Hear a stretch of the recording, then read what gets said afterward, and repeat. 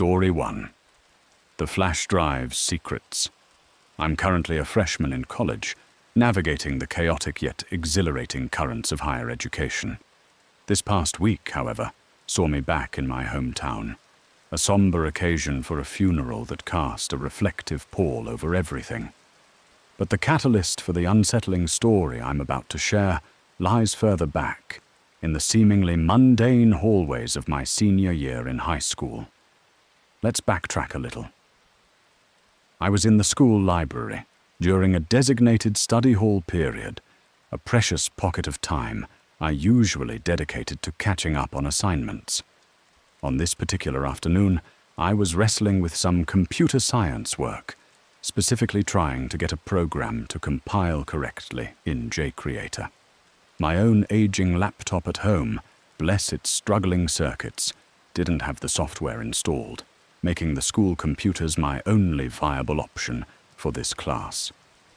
The library was its usual hushed self, the air thick with the smell of old paper and floor wax, punctuated by the rhythmic tap-tap-tapping of keyboards and the occasional rustle of turning pages.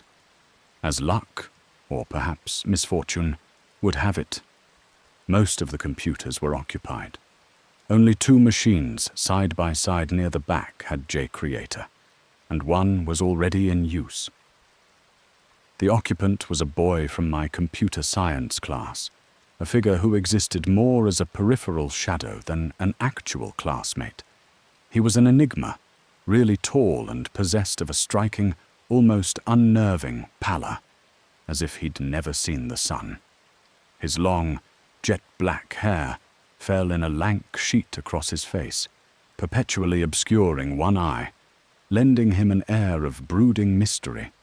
His attire was a uniform of quiet rebellion, an anti-flag t-shirt, faded and well-worn, a ripped denim jacket adorned with various obscure band patches, and a pair of scuffed, heavy Doc Martens that seemed to anchor him to the ground. He was a silent fixture in class, never volunteering answers, never speaking to anyone, and I'd certainly never seen him with a friend or even an acquaintance. He was the definition of a loner. Taking a deep breath, I pulled out the chair next to him and sat down. The sudden movement, the scrape of the chair legs on the linoleum, seemed to shatter some invisible barrier. He looked up from his screen, his visible eye fixing on me with an intensity that was utterly disproportionate to the situation. It wasn't just a glance, it was a stare, cold and appraising, as if I'd just committed some heinous, unforgivable crime, like tracking mud all over his pristine code. I felt a hot flush creep up my neck. I quickly averted my gaze, my heart giving an uncomfortable little flutter, and feigned an intense interest in the contents of my backpack, rummaging through it for a pen I didn't immediately need. It was a childish deflection, but his stare had been genuinely unsettling. As my head was down, my focus ostensibly on my bag, I heard him chuckle, a low, dry sound, devoid of any warmth or humor. Then he mumbled something under his breath, too quiet for me to decipher clearly, but the tone was dismissive, almost contemptuous. I thought I caught the words. Of course. I froze, my head still bowed, my fingers clutching a random textbook. A wave of awkwardness washed over me. Was he talking about me? I dismissed it, quickly rationalizing that he was probably just muttering to his computer. Programming can be incredibly frustrating, and talking to your code, or cursing at it, wasn't an entirely uncommon phenomenon among us CS students. I forced myself to sit back up, trying to project an air of nonchalance I didn't feel. I quickly typed in my login details, the clatter of the keys sounding unnaturally loud in the strained silence between us. To break the almost unbearable awkwardness, I ventured a comment, a generic complaint designed to foster some semblance of camaraderie. "She assigns way too much homework in this class, doesn't she?" I said, gesturing vaguely towards the screen. "I can barely keep up." His eyes, or at least the one I could see, remained rigidly locked on his computer screen, an unblinking sentinel guarding his digital domain. He didn't even flinch. After a beat of silence that stretched uncomfortably long, he finally spoke, his voice flat and devoid of inflection. "You want the answers, don't you?" A startled laugh escaped me. No thanks," I said, perhaps a little too quickly. "I won't learn anything that way." It was the truth, mostly. Usually, I might have been tempted, especially with a looming deadline. But the thought of enduring that chilling, analytical stare again was a powerful deterrent. It wasn't just a look. It felt like he was peering directly into my soul, dissecting my intentions. He laughed again, that same creepy, humorless chuckle that seemed to vibrate in the air around him. It was so unnerving, so genuinely unsettling, that I instinctively closed my eyes and physically cringed, a shiver tracing its way down my spine. When I opened them a second later, steeling myself for another dose of his unsettling presence, and looked over, he was gone. Vanished. One moment he was there, radiating an aura of disquiet, and the next, his chair was empty. It was bizarre. What was even stranger was that he'd left his flash drive plugged into the computer. It was a fairly distinctive one, too. A Swiss Army knife, casing with the USB drive cleverly integrated into the middle.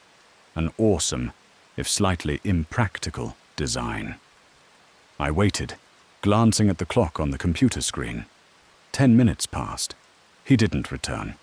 Study hall was due to end at 1 p.m., and it was already 12:50.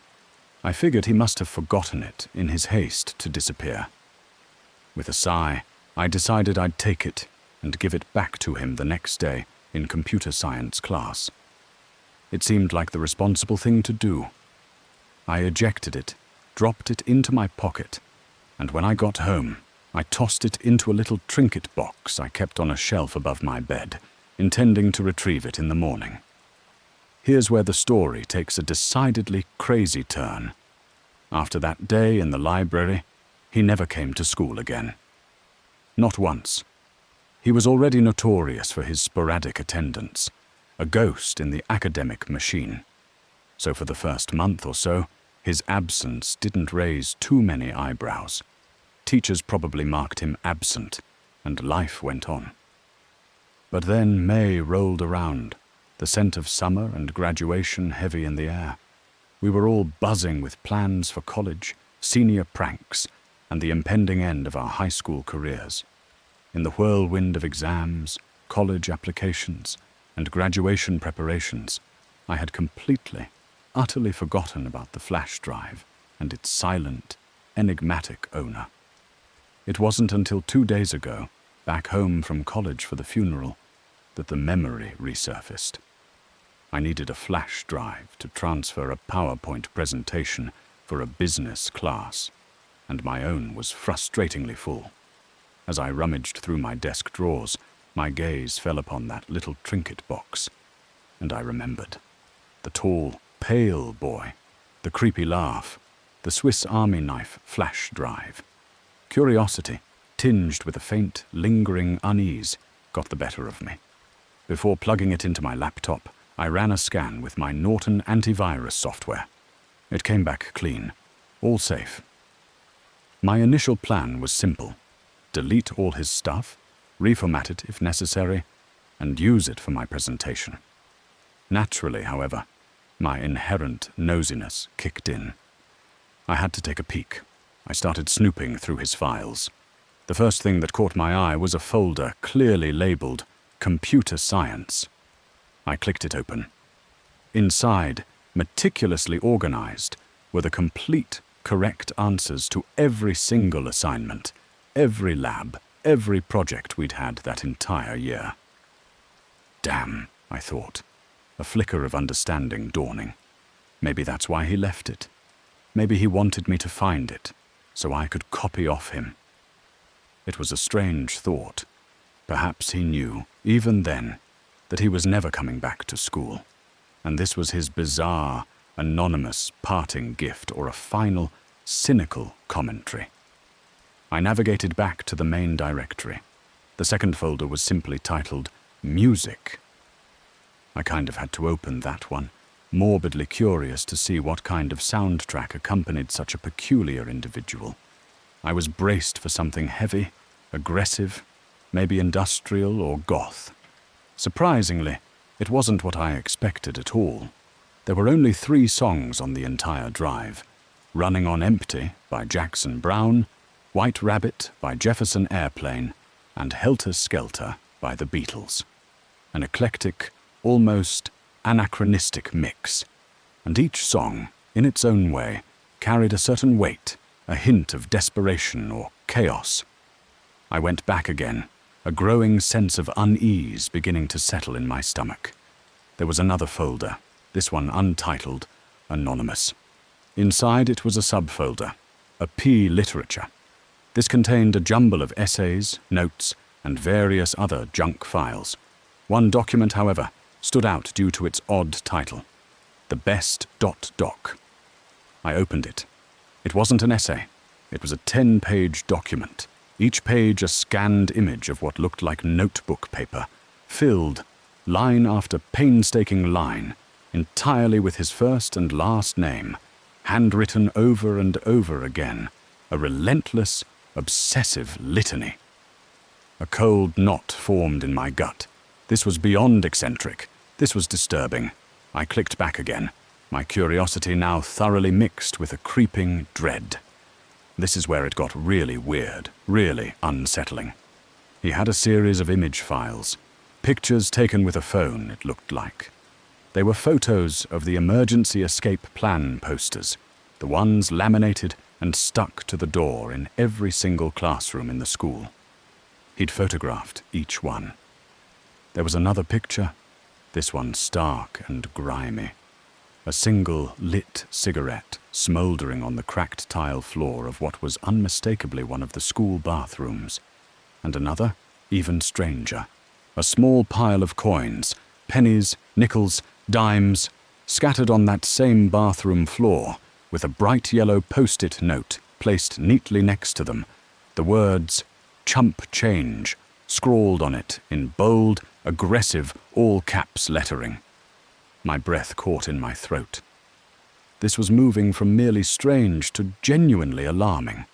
And then, the final, chilling discovery. There was a picture of me. It had been taken without my knowledge, clearly. I was sitting at a desk, engrossed in reading a book, my head bent in concentration. From the angle and the background, I could tell it was taken during my English class. A class he was not in, a class he had no reason to be near. The realization that he had been watching me, photographing me covertly, sent a wave of nausea through me. There was one last document, its title sending a final, icy shiver down my spine. Rest in peace, ... The ellipsis hung there, ominous and incomplete. My hand trembled as I double-clicked it. It was empty, a blank document. A silent, terrifying implication. I still have no idea if this was all some elaborate, twisted joke, a cry for help, or something far more sinister. For all I know, he never showed up to school again simply because he realized he'd lost his flash drive, a repository of his darkest thoughts and unsettling observations, and couldn't face the potential exposure. Or perhaps something else happened to him entirely. The not knowing is almost as disturbing as the files themselves. That flash drive is now tucked away even deeper, a chilling reminder of the darkness that can lurk behind a silent face in a crowded school. Story 2. The Basement Beckons. This story happened a few years back, when life was a simpler tapestry of school, friendships, and the boundless adventures of early adolescence. It involves me and a friend, who I'll call Ali. We're both 15 now, navigating the treacherous waters of high school. But at the time this unsettling event occurred, we were 12, teetering on the cusp of our teenage years, still young enough to believe in magic and mystery, yet old enough to actively seek it out. Ali and I have been an inseparable duo since the halcyon days of second grade. Our friendship was forged in shared secrets, scraped knees, and an unwavering loyalty that transcended playground politics. We would usually spend all our weekends and any available free time together, our houses becoming interchangeable home bases.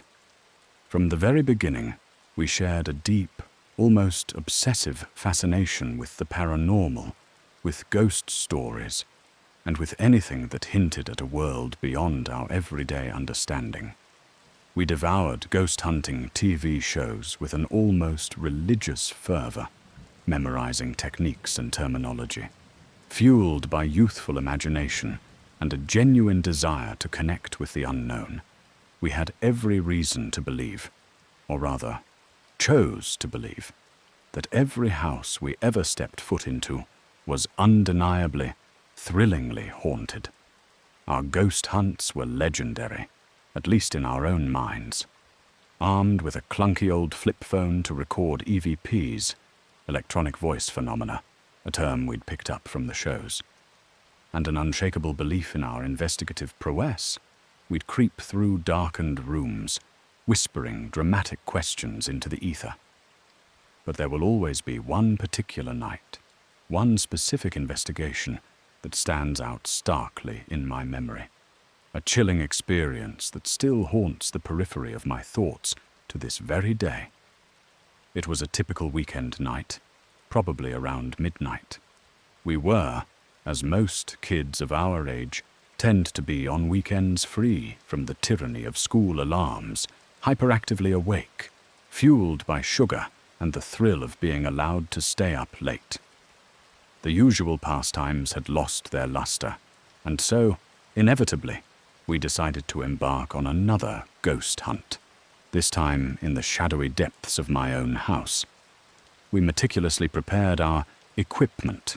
We got the trusty flip phone ready, its microphone poised to capture any ghostly whispers, and, for this particular investigation, we upped our game.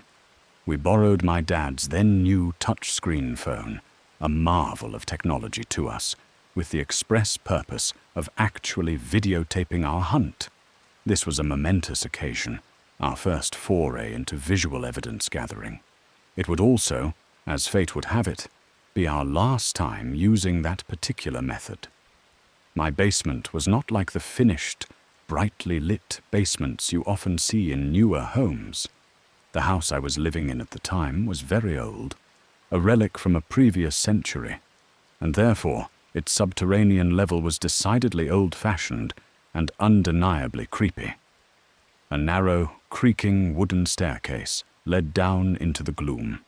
At the bottom, there was one main, large, cavernous room, its stone walls damp and cool, which we primarily used for storing forgotten furniture, holiday decorations, and the accumulated detritus of family life. Boxes loomed like shadowy monoliths in the dim light.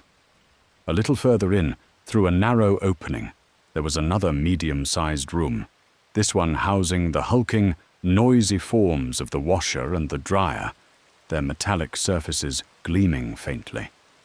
And then, at the farthest, darkest end of the basement, tucked away in a forgotten corner, was a small, claustrophobic, almost cell-like room. We never used it. No one ever went in there, mainly because everyone in the family, adults included, was too creeped out by its oppressive atmosphere to venture inside. It was a place that seemed to exude a palpable sense of unease. With a mixture of trepidation and exhilaration, Ali and I descended the creaking stairs, the darkness of the basement swallowing us whole. We turned on the camera on my dad's phone, its small screen casting an eerie glow, and activated the voice recorder on the flip phone. Holding our breath, we started our investigation. our voices small and shaky in the vast, echoing space. We began asking the usual cliché questions we'd seen countless times on TV. Is there anybody here with us? Can you give us a sign if you're here? Make a noise if you want to communicate. That type of thing. We tiptoed through the main storage room, our flashlights, borrowed from the kitchen drawer, cutting nervous swaths through the darkness, casting long, dancing shadows that played tricks on our eyes. We even braved the laundry room, though the small, cell-like room remained off-limits. Its unseen presence a silent dare we weren't quite brave enough to accept. After what felt like an eternity, but was probably only 20 minutes, the initial thrill began to wane, replaced by a growing sense of anticlimax. We finally got tired of the silence and the shadows, and, with a shared sigh of mild disappointment, we retreated back upstairs, emerging from the gloom of the basement into the relative normalcy of the ground floor. We hurried into my room, our hearts still thumping with a mixture of residual fear and eager anticipation, ready to review our groundbreaking first video recording. This was a big step for us. We harbored serious, if somewhat naive, ambitions of becoming bona fide ghost hunters, and this video felt like our first piece of professional evidence. We huddled together on my bed, the glow of the phone screen illuminating our excited faces. We started watching the footage, and as the minutes ticked by, our excitement slowly began to curdle into disappointment. We didn't find anything. The video showed nothing but us, two slightly scared-looking girls wandering through a dusty basement. The voice recording was equally uneventful, filled only with our own whispers and the ambient hum of the house. Usually in past hunts, we would subtly, or not so subtly, make something up. A distant footstep that wasn't ours, a faint sigh on the recording that could maybe be interpreted as a ghostly utterance, just to make ourselves feel less bad about the lack of concrete results and to keep the thrill alive. But this time, we had been so genuinely excited about the prospect of video evidence that we didn't even want to fabricate anything. The disappointment was keen. Unable to sleep, still buzzing from the experience despite the lack of findings, we played a few rounds of a well-loved board game, the clatter of dice and movement of pieces a mundane counterpoint to our earlier spectral pursuits. Then, as the clock ticked closer to 2 a.m., we both agreed, almost simultaneously, to review the video recording one more time. Maybe we missed something, Ali mused, ever the optimist.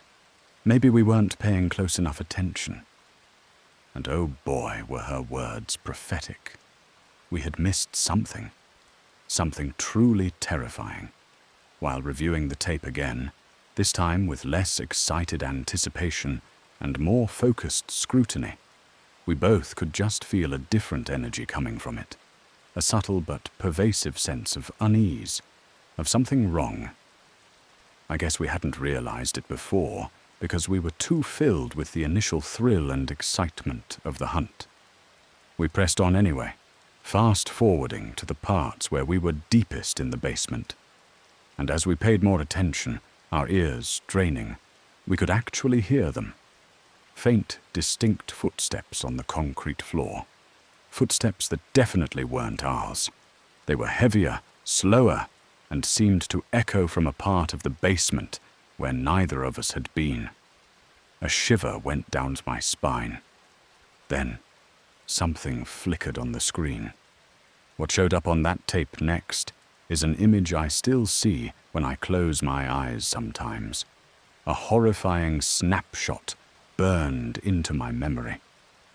The camera, held by me at that moment, was focused on Ali, who was looking around with a flashlight. And directly behind her, looming in the shadowy recesses of the storage room, was this figure. It wasn't clearly defined, more like a distorted, vaguely human-shaped mass of darker shadow, but it was undeniably there. It was tall and stooped, and its most terrifying feature was its eyes, two bright, piercingly white orbs that almost seemed to glow in the gloom, as if they were reflecting some unseen light source. They were fixed, unblinking, and it felt chillingly as if they were watching us, the viewers, through the video screen itself. At that point, Ali let out a small, choked gasp. I slammed the phone off, my hand trembling so violently I almost dropped it. We were both in complete, stunned shock, our faces pale, our hearts hammering against our ribs. We couldn't speak for a long moment, just stared at each other. The horrifying image seared into our minds. We desperately wanted to tell my father, to show him what we'd seen, but he was sound asleep, and it was so incredibly early in the morning. After a whispered, panicked conference, we both decided, with a heavy sense of shared secrecy, to just not tell anybody, to keep it our dark, terrifying secret. The thought of trying to explain it, of not being believed, was almost as daunting as the figure itself. Even though we never, ever went into that basement together again, not for any reason, we both still talk about that night sometimes, in hushed, fearful tones. And sometimes, even now, years later, I still dream about it, about those glowing white eyes staring out from the darkness.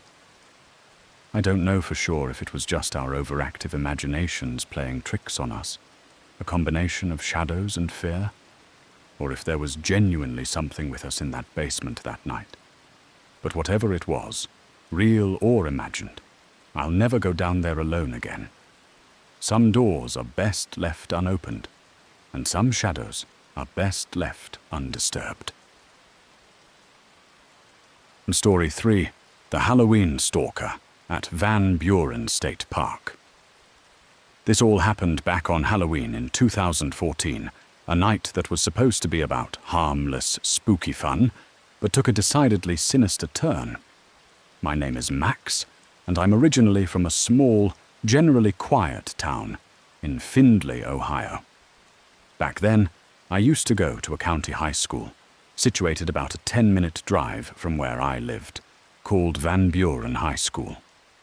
Van Buren itself was a nice little village, the kind of place where people knew their neighbors and community spirit was, for the most part, pretty strong. It was populated with good, decent people. However, like any place, it had its shadowed corners, and the only real problem, the undercurrent of unease, was that there were some genuinely evil creeps, predatory individuals, that could unfortunately be found there if you knew where to look, or if you were unlucky enough to cross their paths. The biggest, most notorious hotspot for these undesirable elements to congregate was, without a doubt, the Van Buren State Park. Everyone in the area knew that the state park carried a certain infamy, a dark reputation whispered about in hushed tones. It was known, sadly, for some disturbing incidents. Rapes had occurred there, and other violent crimes were rumored to have taken place within its deceptively tranquil wooded boundaries. It was a place where caution was advised, especially after dark. Now, I want to be clear. I'd been to the park many, many times before this incident, usually with friends and classmates during daylight hours. We'd biked its trails, fished in its lake, and generally enjoyed its natural beauty, and nothing overtly bad had ever happened to us. So I'd never really thought much about its darker reputation, dismissing it perhaps as exaggerated local folklore or isolated incidents. I actually have a lot of good, positive memories associated with the place. I vividly recall the many times my friends and I would race our bikes along the winding dirt trails, the thrill of setting off works bombs, a harmless but noisy concoction of household chemicals in a plastic bottle, deep in the woods, their percussive boom echoing through the trees, or the peaceful afternoons spent fishing, or attempting to fish, in the placid, murky waters of the park's lake. However, fast forward to my senior year at Van Buren High, specifically to the afternoon of Halloween. It was on that day that my friend Ian and I were unfortunate enough to encounter the darker, more predatory side of Van Buren State Park. The summer before my senior year, I had made the significant decision to enlist in the Army National Guard.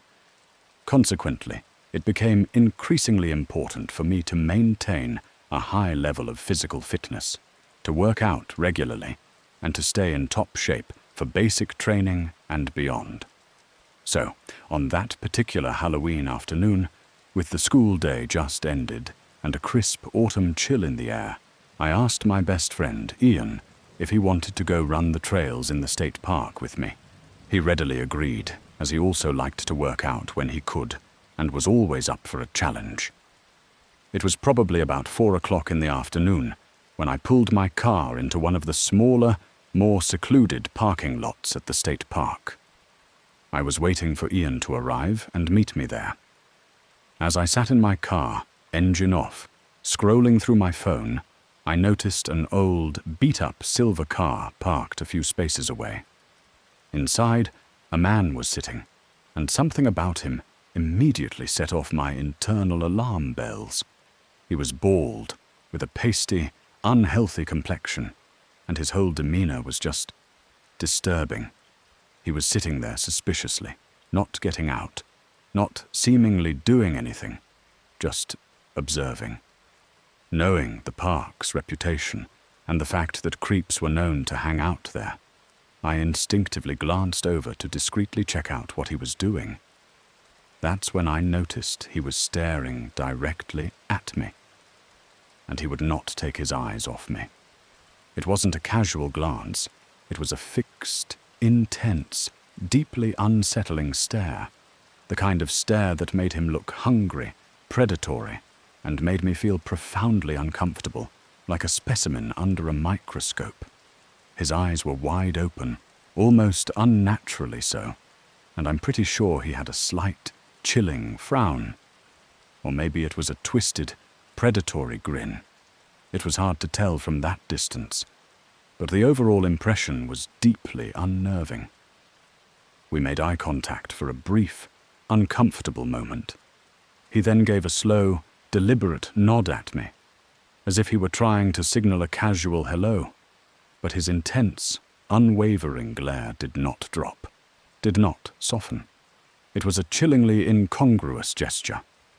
I nodded back curtly, a purely reflexive acknowledgement, but immediately broke eye contact, my skin crawling. I was already pretty uncomfortable and wanted to disengage. However, I noticed out of the corner of my eye, as I pretended to be busy with something in my car, that he was still staring, his gaze unwavering, drilling into the side of my head. At this point, my unease had escalated to genuine alarm. I'd had enough. I started my engine, slammed the car into reverse, and sped out of there, tires kicking up gravel as I pulled out of the parking lot onto the park road. But when I glanced in my rearview mirror, my stomach lurched. He was following me. The old silver car was pulling out right behind me. This confirmation of his predatory interest made me floor my gas pedal. I sped through the park roads and headed directly to my high school parking lot, which was relatively close by and usually populated. I managed to lose him in traffic near the school. My heart was pounding. I immediately called Ian, my voice probably a little shaky, and told him what had just happened, explaining that I was now at the high school, and that he might have to deal with this creep alone if he was still at the park, or that we should probably abandon our run for the day. Just as I was explaining the situation, my stomach sank. I got a text from Ian. Here. He meant he was at our original meeting spot in the park. With a sense of dread, I knew I couldn't leave him there potentially unaware. I made my way back to that secluded parking lot, my senses on high alert, And sure enough, right when I pulled in, I saw Ian's familiar car, and 2 empty spaces away from him, there he was, the scary bald guy in the old silver car, still there, and still staring, his gaze now fixed on Ian. I quickly nodded to Ian, a silent signal for him to follow me in his car. We both pulled out and drove to a different, larger, more open parking lot within the park, hoping to shake the guy, or at least put ourselves in a more visible location. We made our way over there, parked, and for a moment we felt relatively safe. Or so we thought. We got out of our cars, ready to assess the situation. I don't really like to run with items in my pockets, so we decided to walk down the short hill from the parking lot to check out the trailhead and maybe stash our keys under a tire before we ran the trails. We took a quick look, confirmed the trail was clear, and then began to walk back up the hill towards our cars. That's when we saw it, that same old silver car, slowly, deliberately circling in the parking lot above us, the driver clearly looking for us. From the angle we were at on the slope of the hill, partially obscured by some bushes, he must not have been able to see us, although we could see him quite clearly. We froze, watching him make a slow pass, his head swiveling. We waited a few tense minutes, hidden, before deciding to walk back up the hill. We figured that the 2 of us, both young, athletic, and in good shape, could probably take on this one older, creepy guy if it came to a confrontation. As we reached the top of the hill, ready for anything, he was gone. Vanished. The silver car was nowhere in sight. Feeling a surge of relief, mixed with a lingering adrenaline buzz, Ian and I, perhaps foolishly, decided to still go for our run. The incident had rattled us, but we were also stubborn and didn't want to be intimidated. However, I made sure to scan the ground and grab a decent-sized heavy rock, one that fit comfortably in my hand, to use as a makeshift weapon. It was for my own peace of mind, a small piece of security in case we were unfortunate enough to run into that possible rapist or killer deep in the woods. We ran the trails, constantly looking over our shoulders, every snap of a twig sounding like an approaching threat. Thankfully, we didn't encounter him again. I'll never know for sure what that man's true intentions were that Halloween afternoon, but given that place's notorious reputation and his intensely disturbing look and behavior, it couldn't have been anything good. It was a stark reminder that even familiar places can hold hidden dangers. Nowadays, I've graduated from Van Buren High. I'm an infantryman in the National Guard, and I'm also attending Bowling Green State University. Sometimes, when I go back home to Findlay to visit my family, I like to go for drives at night, just to clear my head. And sometimes, morbid curiosity, or perhaps a lingering sense of vigilance, draws me to check out that state park, just to see what monsters might be lurking there in the shadows. I'm always armed with at least a knife now, and I'm in good physical condition, but it still makes me uneasy to go there, especially after dark. The memory of that day is a constant reminder. I'm sure one of these days, if I keep tempting fate, I might encounter something unsettling like that again. But I'm not stupid or crazy enough to confront it. As soon as I sense real danger, I'm hightailing it out of there once again. So, as for anyone else who enjoys the outdoors, make sure that if you go camping or hiking, especially in state parks with known issues, that you are somehow armed, know some basic self-defense, and most importantly, never, ever go alone. Some shadows are best not explored. Story 4. The Closet Intruder. In my bedroom, right next to my bed, there's a big storage closet. It's not your typical closet. It doesn't have a regular door with hinges and a knob like you would expect. Instead, It's a kind of recessed space in the wall, covered by a large, square piece of drywall or particle board, cut to fit the opening. It's unadorned, painted the same color as the walls, and doesn't have a knob or handle. To open it, you just have to grab it by the edges and pull it away from the wall. It's a bit unwieldy, and it was always a slightly awkward fixture in the room. So, let's rewind to several years ago, when I was 19, still living at home while attending community college. I remember the first time the really strange stuff with the closet door happened. I went to sleep one night, completely normally, nothing out of the ordinary. But when I woke up the next morning, I found that the closet door panel had been opened during the night and was now leaning precariously against the wooden side rail of my bed. Now, at first, this wasn't the absolute strangest thing ever. It had happened a couple of times in the distant past, usually if it hadn't been seated quite right in its frame. After all, as I said, there were no hinges or any kind of latch holding the door securely in place. It relied on a snug friction fit. I just figured it had shifted, or maybe the house settling had dislodged it. I pushed the heavy panel back into the wall, making sure it was seated as firmly as possible, and then got ready for school, dismissing it from my mind. The next night, however, was different. I woke up abruptly around 4 in the morning. It was that deep, silent part of the night when the world outside is utterly still. I could have sworn I had woken up to a distinct noise, a soft thud or a scrape, though I couldn't immediately place it. I sat bolt upright in bed, my heart thumping a little faster, and looked around my darkened room, my eyes struggling to adjust. And then I saw it. The closet door panel was leaning against the edge of my bed again, a pale rectangle in the gloom. Now I was genuinely concerned. My first thought was that the edges of the hole in the wall, the frame it was supposed to fit into, were starting to chip away or crumble, and perhaps the door could no longer fit as tightly and securely as it used to. It was an old house, after all. Too tired to deal with it properly in the middle of the night, I just left it that way, propped against my bed, and resolved to fix it properly in the morning. The following night, I found myself having trouble sleeping.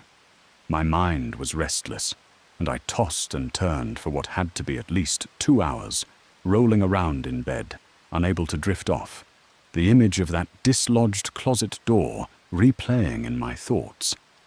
That's when I heard it. A huge, definitive thump from the direction of the closet. I knew instantly what it was. I could even see it in the faint moonlight filtering through my window curtains, the dark silhouette of the door panel as it fell completely open again, this time landing with more force against my bed. I was so done with this. Frustrated and tired, I mentally decided to just leave it open from now on. If it wanted to be open, fine, let it be open. I'd deal with trying to secure it some other time. I sighed, rolled over, and tried once more to find sleep. That's when I heard it. The slightest, faintest, almost imperceptible movement of a plastic bag from inside the now open closet. It was a tiny sound, a soft crinkle, but in the dead silence of my room, it was as loud as a gunshot. My heart literally skipped a beat, then began to hammer against my ribs with painful intensity.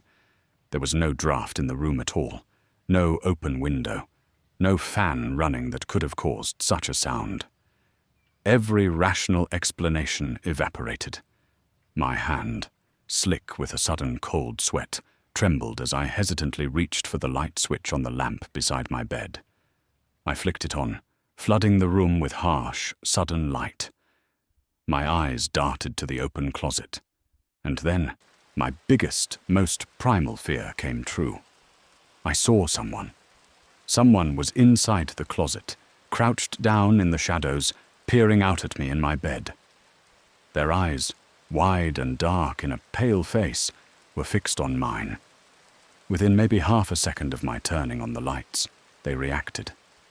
The figure jerked back, trying to hide further in the depths of the closet, as if I hadn't already clearly seen them, as if they could somehow melt back into the shadows and become invisible. I couldn't move. I was frozen, paralyzed by a terror so profound it stole my breath and locked my limbs. All I could do, the only sound I could make, was scream. I screamed the word "Dad!" with every ounce of air in my lungs, a raw, desperate cry for help. I must have screamed incredibly loudly, because it took my dad maybe 10 seconds, an eternity in my terrified state, to make it from his bedroom down the hall to my room. He burst in, his face a mask of alarm and confusion. I could only point, my finger trembling uncontrollably, at the open closet. He looked towards it, then cautiously approached. Only then, with his protective presence in the room, did I finally feel safe enough to scramble out of bed and stand, shaking, behind him, peering over his shoulder. My dad, brave and practical, got down on his hands and knees and crawled all the way into the storage closet, pushing aside boxes and old clothes, searching every corner. He came out a minute later, looking slightly bewildered, and assured me, his voice gentle but firm, that there was no one there, that I was just seeing things, probably a nightmare or my imagination running wild due to the door falling open. I started to question myself then. Had I imagined it? Was it a waking dream, a hallucination born of stress and sleeplessness? Still, I couldn't bring myself to sleep in that room again that night. The image of those eyes peering out from the darkness was too vivid, too terrifying. I ended up taking a blanket and a pillow and sleeping on the floor in my parents' room, a 19-year-old seeking refuge like a small child. Well, I wouldn't exactly say I slept, because before that could even happen, perhaps an hour later, as we were all lying in the quiet darkness, I heard it. My bedroom door, down the hall, creaked open, and then, unmistakably, someone literally ran down the stairs, their footsteps heavy and urgent. And then the front door of the house was thrown open and slammed shut with a resounding bang that echoed through the silent house. My parents heard it too, loud and clear. There was no denying that. It was only then, with that irrefutable evidence of an intruder, that they truly, fully believed me. We all jumped up. My dad and I tried to chase whoever it was down, running out into the dark street in our pajamas. But they were gone, vanished into the night. We later found out, after a more thorough and less panicked search of the closet in the daylight, how he had hidden so effectively. He had been hiding inside a large, empty plastic storage container, one of those big Tupperware-style bins that was tucked away at the very back of the closet. He must have squeezed himself inside it when my dad first looked, and then, when the coast was clear and the house was quiet again, he'd slipped out and made his escape. The thought of someone being in my room, in my closet, watching me sleep, for who knows how long, still makes my skin crawl. That closet door stayed firmly shut, often barricaded, for a very long time after that.